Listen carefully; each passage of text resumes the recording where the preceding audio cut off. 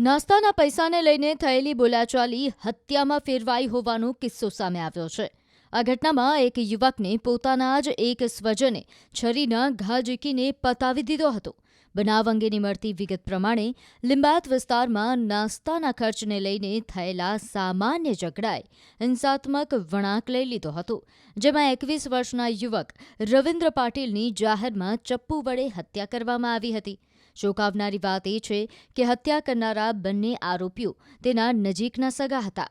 મહત્વનું છે કે હત્યા બાદ આરોપીઓ ફરાર થઈ ગયા હતા, પરંતુ લિંબાયત પોલીસે તરત કાર્યવાહી કરી અને ગણતરીના કલાકોમાં 2 આરોપીઓને ઝડપી લીધા હતા. સમગ્ર મામલે પોલીસે હાલ આરોપીઓને ઝડપીને વધુ તપાસ હાથ ધરી હતી.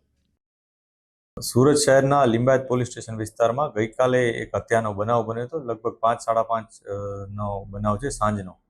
આ ઘટનામાં પોલીસે તરત જ કાર્યવાહી કરી અને એફઆઈઆર નોંધી અને જે આરોપીઓ એને પકડવાની પ્રક્રિયા શરૂ કરી દીધી હતી.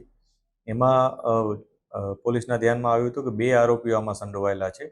જે ભોગ બનનાર છે એનું નામ અરુણ પાટીલ છે. આ આરોપી તરીકે 2 વ્યક્તિઓ છે. એકનું નામ દેવીદાસ ઉર્ફે ડેવિડ પાટીલ છે અને બીજાનું નામ સન્ની મોદનવાલ હલવાઈ છે. આ બંને જણાએ થઈ અને ભોગ બનનારની હત્યા નિપજાવી હતી. જે 3 જણા છે એ લોકો એક જગ્યાએ બેસેલા હતા. 1 દિવસ પહેલા 3 વચ્ચે ગાળાગાળી થઈ હતી અને આરોપી અને ભોગ બનનાર આ લોકો વચ્ચે એ વખતે પણ થોડોક વિવાદ જેવો થયો હતો. ત્યારબાદ ગઈકાલે એ લોકો પોતાને ગલીમાં બેસેલા હતા અને ત્યાં વાતચીત કરતા હતા. આ દરમિયાન પણ થોડાક એ લોકોને અપશબ્દો કદાચ બોલ્યા હશે એ પ્રકારની માહિતી મળી છે. અને ત્યારબાદ જે બંને આરોપીઓ છે એ લોકોએ એમ નક્કી કર્યું કે આપણે નાસ્તો કરવા જવું છે. તો જે ભોગ બનનાર છે એણે પણ એને કીધું કે ભાઈ હું પણ નાસ્તો કરવા આવીશ. અને આ વચ્ચે ત્યારે એ લોકોએ પૈસાનું એવી વાત કરી કે આપણે સોલ્જરી કરશું. આ બાબતે ત્રણેય વચ્ચે કંઈક વિવાદ થયો, બોલાચાલી થઈ અને એ વખતે કંઈક ઉગ્ર થઈ ગયા હોવાથી બંને જણાએ ભેગા મળી અને ભોગ બનનારની હત્યા કરી નાખી હતી. પોલીસે તરત જ આરોપીઓને હસ્તગત કરી અને આગળની કાર્યવાહી શરૂ કરી અને અરેસ્ટ કરી લીધા હતા. જે ભોગ બનનાર છે જે આરોપી છે એ બંનેના જે ગુનાહિત ઇતિહાસ છે એમાં મારામારી અને એ પ્રકારનો પ્રોહિબિશનનો ને એ પ્રકારના ગુના છે.